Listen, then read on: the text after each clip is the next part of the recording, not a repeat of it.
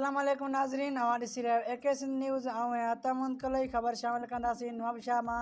अल ख़िदमत फाउंडेशन ऐं सेफ स्टडी एड फाउंडेशन पारां नवाबशाह भरिसां ॻोठ भुट में फ्री मेडिकल कैंप लगाई वई। स्टडी एड फाउंडेशन जे अॻवानी फराज़ मुख़्तियार मीडिया सां ॻाल्हाईंदे चयो त असांखे तक़रीबन काफ़ी ॾींहं थी विया आहिनि, असां ॿोॾि मुतासिरनि जी मदद कयूं पिया ऐं उन्हनि लाइ मुफ़्त मेडिकल कैंप लगाई वई आहे, जंहिंमें हर बीमारी जी इलाज लाइ हर डॉक्टर मौजूदु आहे। गैस्ट्रो, मलेरिया, चमड़ी जी बीमारी, साह जी तकलीफ़ ऐं ॿियूं खोड़ सारियूं बीमारियूं जा माहिर मरीज़नि जी मुफ़्त चकास करे रहिया आहिनि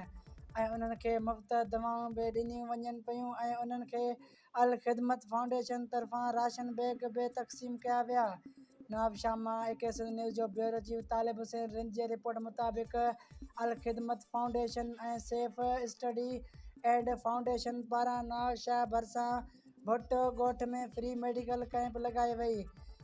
स्टडी एड फाउंडेशन जे अॻवानी में फराज़ मुख़्तियार मीडिया सां ॻाल्हाईंदे चयो त असांखे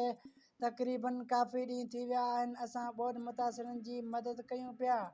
ऐं उन्हनि लाइ मुफ़्त मेडिकल कैंप लगाई वई आहे, जंहिंमें हर बीमारी जे इलाज लाइ हर डॉक्टर मौजूदु आहिनि।